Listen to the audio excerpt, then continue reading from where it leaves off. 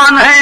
दोस्त बन दोस्ती जो कलंकित करे, होकर मानो कहता वो शैतान है। जिला मेरठ लखनपुर का नन्हुली जवां, जिसकी दुल्हन 9 लखिया थी 9 लाख की। अरे मेनका उर्वशी देख लज्जित हुई, चमके चपला हिले पड़ती हर साख की।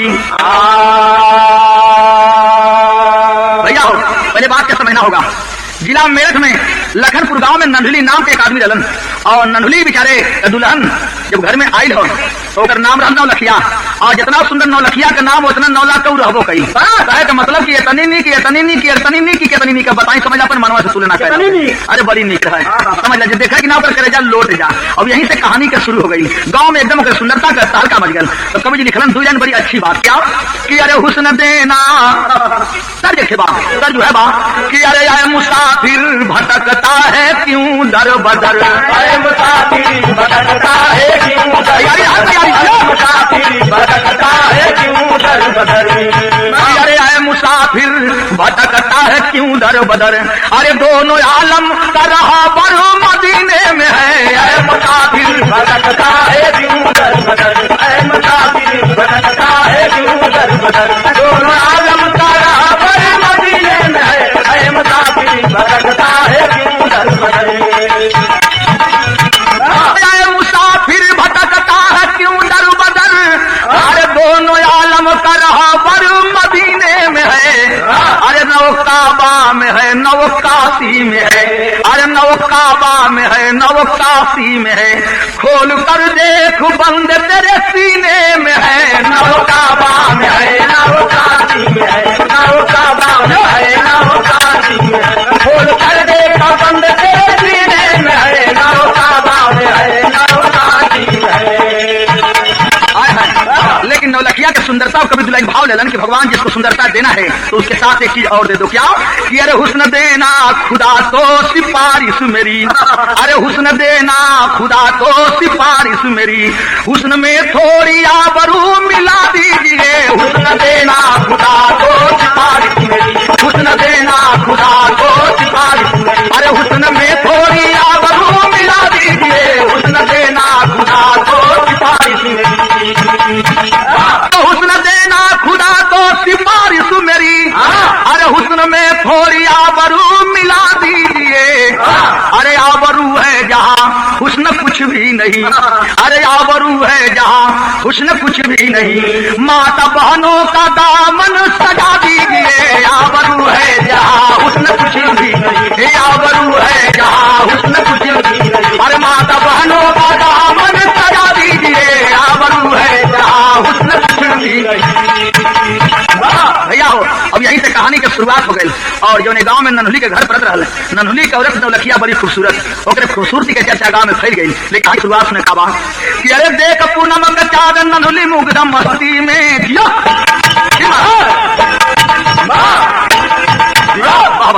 कि देख पूनम का चाँद नन्हुली मुग्धम मस्ती में, मगर प्रकाश फैल गया पूरे बस्ती में। उसी बस्ती में माखन सिंह सपना सजाने लगा, उसी बस्ती में माखन सिंह सपना सजाने लगा। स्वर्ग की सीढ़ियां रावण बन के लगाने लगा, स्वर्ग की सीढ़ियां रावण बन के लगाने लगा। कृष्ण बनकर सुदामा के घर में आया है, कृष्ण बनकर के सुदामा के घर में आया है। थोड़ी तंदुल पर कई हजार वो लुटाया है, थोड़ी तंदुल पर कई हजार वो लुटाया है। पहले बात के समझ ला, वही गांव के एक माखन सिंह जवान रहलन, और सुंदरता का बड़ाई सुन करके एकदम मुग्ध हो गया। और किया वो क्या कि नौलखिया से, यानी अपन दोस्ती नौलखिया के पति जेकर नाम रहल ये नन्हुली, नन्हुली से अपन दोस्ती धीरे धीरे बढ़ाने लगा माखन सिंह। और दोस्ती जब बढ़ा लिया तो रोज ओकरे घरे आवे जाए लगल, और रोज आवे जाए लगल ओकर उपाय आवे जाए का संबंध के रूप में बतौल। यह कवि भाव दिलन का कि माखन नन्हुली की दोस्ती जब रंग लाई है, पूनम के चाँद में कुछ कालिमा दिखाई है। भैया हो, दोस्ती हो गई नन्हुली से और माखन सिंह से, और जब दोस्ती हो गई तो चोरी छिपे आवत जावत नजर की मार नैन के बात दुल्ही नौलखिया से कर लिया करे माखन सिंह। और यही लिए तो दोस्ती बनौले, रोज मीट इत्यादि कोई न कोई बहाना उसके घर ले आता था और बनवाता था, खाता था। बेचारा नन्हुली सीधा साधा आदमी इस बात को नहीं जान पाता था, लेकिन धीरे धीरे ये सब अपन नजाकत आंख के मार से चलावे लगलन। तर्ज मिल गई यहाँ, और तर्ज जो है बस तनिक बढ़ा के दे मास्टर कि अरे रतिया होले गरमिया ना, अरे रतिया होले गरमिया ना बहे पवनवा, होले गरमिया ना बहे पवनवा, रतिया होले गरमिया ना बहे पवनवा, रतिया होले गरमिया ना बहे पवनवा। कि अरे मारे गरमी के मारे, हमारे गरमी के मारे असैया सुत पिछवारे, हमके सासन नदिया मारली में हानावाना। ए भैया, लेकिन तनिया गवा का बतिया सुना कि अरे माखन माखन खातिर लूटावे खजानावा, माखन माखन खातिर लूटावे खजानावा, माखन माखन खातिर लूटावे खजानावा, अरे माखन माखन खातिर लूटावे खजानावा। कौन बहाना बना करके नन्हुली के घरे आवे माखन सिंह कि अरे मेरा बहुत बड़ा परिवार और मेरा बहुत बड़ा परिवार, अरे मीट का मजा न आता यार, अरे मीट का मजा न आता यार, अरे मुर्गा लाया आजा बनावा तू भोजनावा, लाया जा बनावा भोजनावा, मुर्गा लाया जा बनावा भोजनावा। ए भैया कहियो मीट लिया कहियो मुर्गा लिया, साथ ही हमारा परिवार लंबा हो, माखन सिंह का साथ ही हमारा परिवार लंबा हो, और दुनिया पुरानी का नाता हो, चलिए यही जब बनावल जाए खाए जा, कहियो मुर्गा लिया कहियो मीट लिया, लेकिन वो आप रास्ता सही करे कौने बात में सुन बतिया अपनी जगह का बात कि अरे खगही जाने खग का भाषा और खगही जाने खग का भाषा और समझे नौलखिया परिभाषा। बेचारा नन्हुली तो न जान पावे, लेकिन नौलखिया उस दुल्हनिया होकर जाने कि काहे बदे ऐसा अपन जाल फैलावट होन, ये लिए वो भी धीरे धीरे अब का करे लगल कि खगही जाने खग का भाषा और समझे नौलखिया परिभाषा, समझे नौलखिया परिभाषा। अरे मुख से बात नहीं पर कह देला नया नावा, बात नहीं पर कह देला नया नावा, मुख से बात नहीं पर कह देला नया। धीरे धीरे नवलखिया और माखन सिंह में नैना चार भैल, जब नैना चार भैल तो तर्ज आप यहाँ पाएंगे फिल्मी तर्जमा, और फिल्म का नाम बा बसुरिया बाजा गंगा तीरे, बसुरिया बाजा गंगा तीरे, लेकिन तर्जमा वो है बा कि अब पियर धोती मखमल का चोली, अरे मुख में मगहिया पान हो दादा, हो दादा, गोर की पतर की मरल सजा नहीं हो दादा, गोर की पतर की मरल सजा नहीं हो दादा, गोर की पतर की मरल सजा नहीं हो दादा, गोर की पतर की मरल सजा। लेकिन ये तर्जमा के हम भोजपुरी में बदल दली का हो गया कि अरे तोरी नजरिया कले जवान साले, अरे भैला नैना चार आई हो दादा, हो आई हो दादा, अरे मिली गई बूढ़ावा भतार आई हो दादा, मिली गई बूढ़ावा भतार आई हो दादा, मिली गई बूढ़ावा भतार आई हो दादा, मिली गई बूढ़ावा भतार आई हो दादा। गाने का भाव सुने का भैल कि अरे जाने ना भेदवा बगिया कमाली, अरे घरवा में घुसल चोर आई हो दादा, अरे घरवा में घुसल चोर आई हो दादा।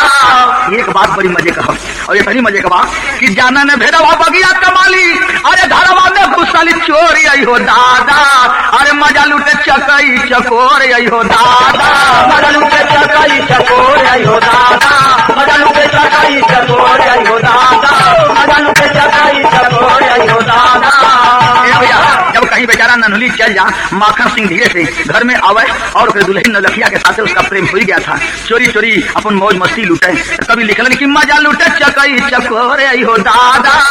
लेकिन वही गौवा का बतिया एक दिन घटना के घर गई तनिहाई सुना कि दुखी साहू कह गोपाल, अरे दुखी साहू कह रहलन, अरे गोपाल जो ललनवा 18 दिसंबर 17 इसका रहल दिनवा, अरे मांगे रजाई घरवा में गईले, अरे होला पलंगिया पर चोर आई हो राजा, अरे होला पलंगिया पर चोर आई हो दादा, अरे मजा लूटे चकई चकोर आई हो दादा, मजा लूटे चकई चकोर आई हो दादा, मजा लूटे चकई चकोर आई हो दादा, मजा लूटे चकई चकोर आई हो दादा, मजा लूटे चकई चकोर आई हो दादा।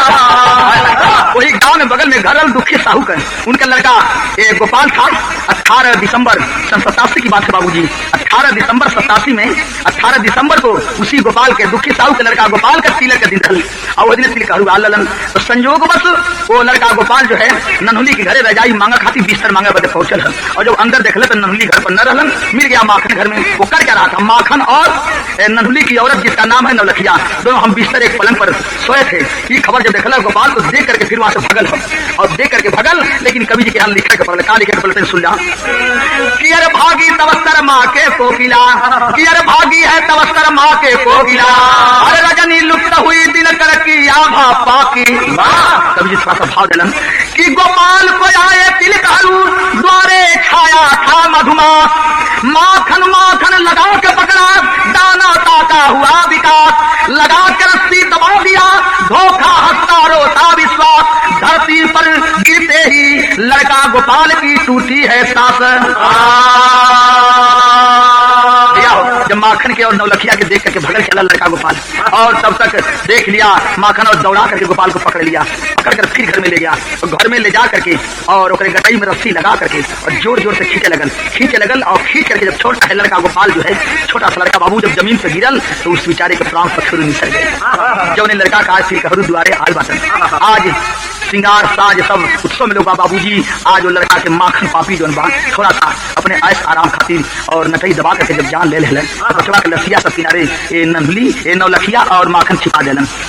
लेकिन कभी जी भाव लिखलन का कि तोरी मरोड़ी पापी बांधे ला गठरिया हो रामा, बांधे ला गठरिया हो रामा, खाटिया में लसिया तब छिपावेल हो राम राम हो, खाटिया में लसिया तब छिपावेल हो राम राम हो, खाटिया में लसिया तब छिपावेल हो राम। ये तर वही पाएंगे आप लोग कि अरे झूमता जमाता जोगिया आवे लादू अरवा हो रामा, आवे लादू अरवा हो रामा, झूमता जमाता जोगिया जालन हो राम राम हो, झूमता जमाता जोगिया जालन हो राम राम हो, झूमता जमाता जोगिया जालन हो राम राम हो, झूमता जमाता जोगिया जालन हो राम।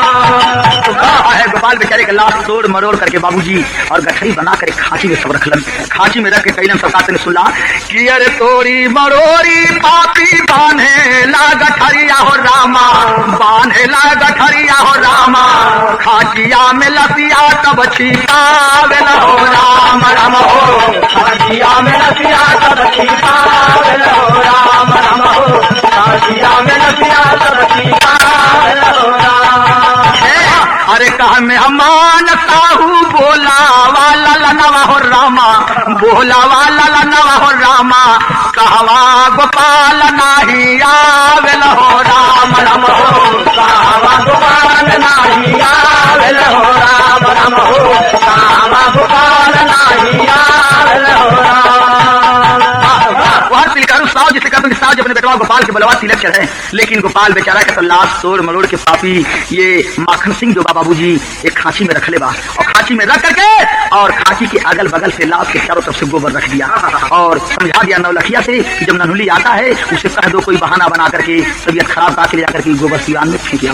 भैया हो देखे गोपाल बेचारा गोबर के बीच में उसकी लाश गठरी बना करके पड़ल बा और यार तिलकहरू जन बा गोपाल के जोहत हवन तो गोपाल के जोहत में गोपाल आ वाला नहीं बा कर पिता साहू कर मतारी इंतजार करते कि लड़का के रजाई बस भेजली पता नहीं करत बा। एक छत्तर मिलल गौवा का बात बता देख मिलल सर जो है बा कि अरे कहवा कमूरत सुंदर कि अब कहवा कमूरत सुंदर अरे कहवा का ज्ञान कहवा कने उरी अब कहवा कने उरी मोरे नेउरा के करे परेशान कहवा कने मोरे नेउरा के करे परेशान कहवा कने मोरे नेउरा के करे परेशान कहवा कने मोरे नेउरा के करे परेशान कहवा कने एक जवाब मिलेला कि अरे सूरत का मूरत सुंदर कि अब सूरत का मूरत सुंदर अरे कश्मीरा का जान बम्बई का नेउरी। भैया हो रांची में आप जाएंगे तो रांची जिला के भाषा में मेहरारू और मर्दन के सोकनिया सोकना कहा जाला। बंगाल में आप जाएंगे तो बंगला भाषा में लड़की और लड़कन के खोखी और खोखा कहा जाला, मेहरारू और मर्दन के आप जनता पता, लेकिन हमारी तरफ बात मेहरारू मर्द लड़की लड़कन कहन। लेकिन जब जइबा महाराष्ट्र में बंबई में तो लड़की और लड़कन के पोरी और पोड़ा कहन, मेहरारू और मर्दन के नेवरी और नेवरा कहलन। जवाब मिलेला कि अरे सूरत का मूरत सुंदर, अरे कश्मीरा का जान बंबई का नेवरी, अरे बंबई का नेवरी, मोरे नेहुरा के करे परेशान बंबई का नेवरा, मोरे नेहुरा के करे परेशान बंबई का नेवरा, मोरे नेहुरा के करे परेशान बंबई का नेवरा, मोरे नेहुरा के करे परेशान बंबई का नेवरा। लेकिन नन्हुली बेचारा जब घर आता है तो क्या हुआ सुने कि अरे नन्हुली जा बयाइले भवनवा, कि नन्हुली जा बयाइले भवनवा, अरे नवलखिया तोरई रे तान उठेले दरदिया, ए बाबू उठेले दरदिया, कहा जाला छोड़ के मकान उठेले दरदिया, कहा जाला छोड़ के मकान उठेले दरदिया, कहा जाला छोड़ के मकान उठेले दरदिया।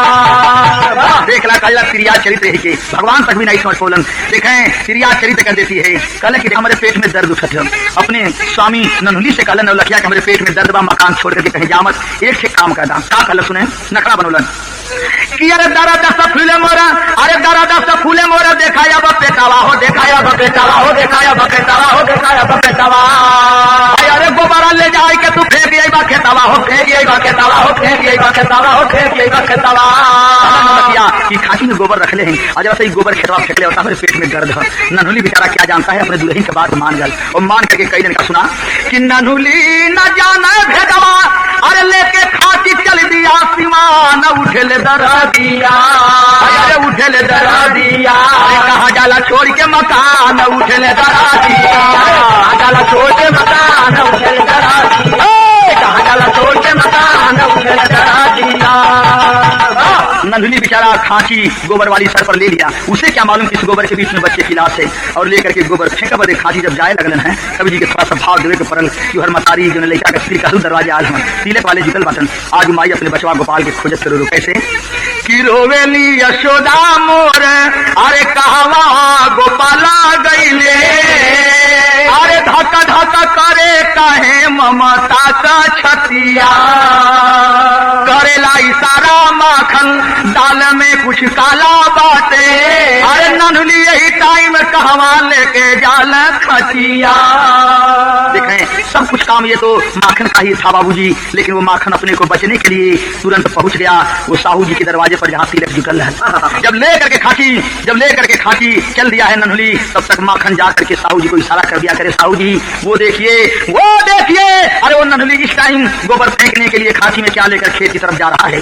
भैया माखन पापी खुदा आकर के जब कहला है तो का कहलन गाँव वाले कि खचिया उतारा जावा देख सब लोगावा हो, अरे मिलनी गोपाला जी का गोबर में सूरतिया, माई पीटे छाती बाबू देखी के बेहोशा भइले, अरे तू के सारी जनताई का कइले तू पपिया। गाँव वाले घेर लेलन नन्हुली के और घेर कर खांची उतरवलन हस्ती से और उतरवा करके जब देखने लगलन गोबर में तो गोपाल बेचारा का लाश छिपावल रहा। लाश जब देखलन लड़का का बाबूजी गाँव वाले थूकलन करे नीचे का मेरे जो ने लड़कवा कर आज फिर घरू दरवाजे तिलक हो, आज उस बच्चे को मार करके और फेंकने के लिए गोबर में रख करके ले जाना था खेत में बाबूजी। लेकिन नन्हुली बेचारा खा जाना कि सब कैसे हो गल। बाबूजी अपन माखन देखे उस पर भी डांट डांट करके नन्हुली को कह रहा है कैसे कि गर्जा है माखन या पापी क्या तुझको आती शर्म नहीं। देखे सब कुछ काम ये माखन का था, लेकिन आज गाँव वालों की तरफ से नन्हुली को जब पकड़वा दिया है तो माखन आज नन्हुली से कह रहा है क्या गलत गलत कर कहता है। और यहाँ थोड़ा सा भाव कभी दिए है क्या कि गर्जा है माखन या पापी क्या तुझको आती शर्म नहीं, अरे अस्थामा से अधम नीच क्या तुझे ऐसा धर्म नहीं। सारी जनता कहे मार मार मार मार खामोश हुआ, कुछ बोल सका ना मुख से वो खामोशी में ना होश हुआ। भैया हो कोनो जवाब नन्हुली बेचारा नहीं दे पावत और ओकरे दिमाग में बात नाचे लगल, बर्दाश्त नहीं के बेहोश होकर के नन्हुली गिर गल। और जब बेहोश होकर के गिर गल तब तक हुआ क्या खबर थाने पर गई है और जब थाने पर गई तक काबल सुनला कि आ गए दरोगा बादल सिंह, आ गए दरोगा बादल सिंह, नन्हुली की मूर्छा टूटी है, आया दम बता किस कारण तू कैसगोदी लूटी है। दरोगा बादल सिंह खबर पौलन है, इंस्पेक्टर साहब पहुंचलन और नन्हुली के मुंह पर छिट्टा मरलन, पानी के मूर्छा टूटल है और कहला अरे नीच बता कौने कारण एक माई के गोश्त सुनी कर रे गोपाल का जान तुमने किस लिए ले लिया, कौन सी दुश्मनी तुमसे थी। बाबूजी सब रो रो करके दरोगा जी से नन्हुली कहा कि सरकार अगर आप पूछत हवा तो हम बतावत हैं कि ये विषय में हमको कोनो जानकारी ना बा, अगर जानकारी होई सके के जानकारी होई। नन्हुली दरोगा जी से रो रो करके कहने लगल का हाय कि अरे अनजाना में फूटी मोर किस्मतिया हमारे बाबूजी, अरे अनजाना में फूटी मोर किस्मतिया हमारे बाबूजी, अरे ये कर भेद बताई है मोरे आरतिया हमारे बाबूजी, ये कर भेद बताई है मोरे आरतिया हमारे बाबूजी, ये कर भेद बताई है मोरे आरतिया हमारे बाबूजी। एक बात बताया कि माखन सिंह था दोस्त हमारा, अरे कसम बहुत है खाई हो, आज जहाँ पसीना गिरी तुहार हम गर्दन देव कटाई हो, आज प्रथम मरल हम के लठिया हमारे बाबूजी, आई है बतावला काले जाल खटिया हमारे बाबूजी। हमारे दोस्त माखन सिंह हो, यह सरकार बतौलन है कि का खाची में ले आते हम, तो सरकार हमके कुछ नहीं मालूम है खाची में का हो सकला हमारे दुल्हन नौलखिया बता सकते। अब देखें का हो कि गौर करे सरकार है कैसे संकट समाई हो, नौलखिया से पूछे खाची सरप हमें उठाई हो, हम ना जनली गोपाल कब लसिया कोई ना पूछेला, हम ना जनली गोपाल कब लसिया हमारे बाबूजी, अब कोई ना सुनला ये गरीब का बतिया हमारे बाबूजी। सरकार एक माखन सिंह के शंका कैसे हो गई खाची में कौन सी बात, हम विषय में कुछ नहीं जान पाती, हमारी दुल्हन जानत हुई और कुछ हम न बता पाई। देखे का भल सुना कि अरे कई लाख तारा उगर रजनी के दमनवा, अरे कुछ ना फर्क भैया उगर साजा रे, अरे कुछ ना फर्क भैया उगर साजा रे, अरे रो माई बाबा पूज गई दिया नवा, अरे गईला गोपाल का माई के विस्तार, अरे रोम में हमान लग गोपाल का सूरतिया, अरे कैसे के हमारे गजबा चल सरकार, अरे माखन के पकड़ बंदा कैला कोठरी में नलकिया से कहला माखन सिंह सरकार, अरे गन गन बदनिया का पल बबुई गए, अरे कहानी दरोगा जी से पुराई जहार। अरे बाप रे बाप बतौले पर माखन सिंह पकड़ गल, दरोगा जी नलखिया से पूछला साफ साफ से बात बता दे कि सरकार हम दोनों का प्रेम हम बचता रही, गोपाल देखल है यही माखन सिंह दौड़ा कर गटई चाप करके और मुंगा डलन। भैया हो जब ई बात खबर भइल है का भेल, अरे माखन जब गोपाल कर दबावल नचैया, अरे गिया त धरती पे गइल प्राण के विसार। ई बात जब सुनलन है नन्हुली से कहत बात माखन सिंह से कि रोवन नन्हुली दोस्ती में लगा वाला दगिया, अरे आज बन गईली नगिनिया सजावल बगिया, कृष्ण सुदामा की दोस्ती को अरे पापी किया सुनासन, दोस्त के ऊपर करेगा अब अरे कैसे कोई विश्वास, अले जा हमारो दुल्हनिया सजावल बगिया। बाबा बारे नन्हुली अपन दुल्हन नौलखिया को सौंप दिया माखन सिंह को, और माखन सिंह को सौंप दिया कि लेकर के जा। माखन सिंह और ये नौलखिया दोनों जेल में दरोगा जी बंद की उन समय पर कैद हो गए बाबूजी, सजा चली, सजा हो गई, मुकदमा चल रहा है। तो कवि जी को हमारे मजबूर होकर के दो लाइन लिखना पड़ा, कैसे बड़ी ऊंची बात कभी लिखल का कि लूट सभा में हमारा पानी माखन सिंह और नौलखिया का दरोगा की ये चलान है, कैसे कोई विश्वास करे दोस्ती का ये प्रमाण, आप देखे कि तू का सारी दुनिया सजावल बगिया।